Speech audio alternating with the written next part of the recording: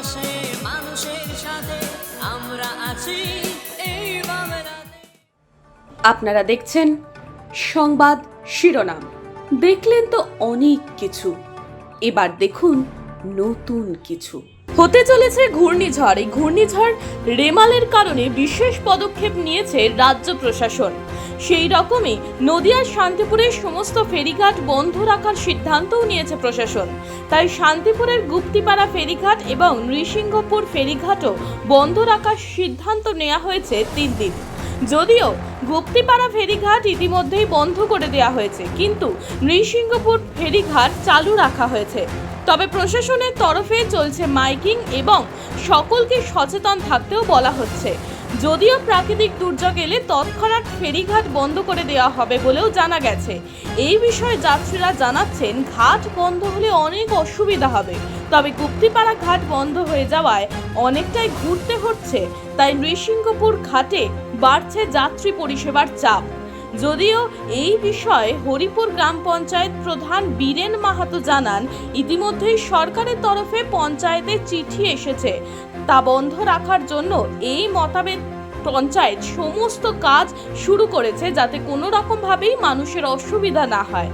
তবে পঞ্চায়েতের তরফে প্রচারও চালানো হবে এই ঘাট বন্ধের ব্যাপারে এবং সকলকে সচেতন থাকতে বলা হচ্ছে। যে কোনো অসুবিধা হলেই পঞ্চায়েতের সমস্ত সাধারণ মানুষ এসে জমায়েত হতে পারে। পঞ্চায়েত সমস্ত সাধারণ মানুষের পাশে রয়েছে এবং দুর্যোগ মোকাবিলায় বিশেষ ক্যাম্প করা হচ্ছে নৃসিংহপুর ফেরিঘাটে। যেহেতু আমি ঘাট মালিকদের সঙ্গে যিনি ছিল তাদের সঙ্গে আমার কথা আছে, ওরা বললো যেহেতু সরকারের পক্ষ থেকে প্রাকৃতিক দুর্যোগের কারণে ঘাটটা বন্ধ থাকার অর্ডার ওদের কাছে এসছে, কিন্তু ওনারা আমাদেরকে বলেছেন যে যদি প্রাকৃতিক বিপর্যয় আমরা দেখি খুবই ভয়ঙ্কর পরিস্থিতি আকার ধারণ করছে, সঙ্গে সঙ্গে আমরা সেই ঘাট বন্ধ করে দেব।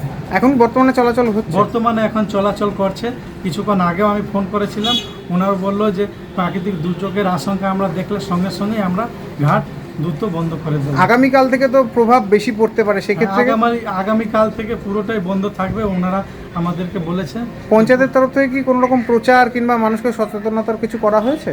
না, পঞ্চায়েতের তরফ থেকে আমরা এখনও সতর্কতা কাউকে করিনি, যেহেতু আমাদের পরশুদিন অফিস ছুটি ছিল। আমাদের কাছে মেলটা এসছে আজকে এবং সেই কারণে আমি আমার যে রয়েছে স্টাফ তাদের বলেছি যে প্রচারের মাধ্যমে আমি মানুষকে জানিয়ে দেব এবং আমাদের পঞ্চায়েতের তরফ থেকে স্টাফদেরও ডিউটির একটা করা হয়েছে, তারা প্রতিনিয়ত মানুষের পাশে থাকবেন আশ্বাস দিয়েছেন এবং আমিও আমার পঞ্চায়েতের তরফ থেকে আমিও মানুষের পাশে থাকবো এবং সঙ্গে থাকবো। এই যে ঝড় আসছে তার জন্য কি কি ব্যবস্থা এখনো পর্যন্ত পঞ্চায়েত থেকে নেওয়া হয়েছে?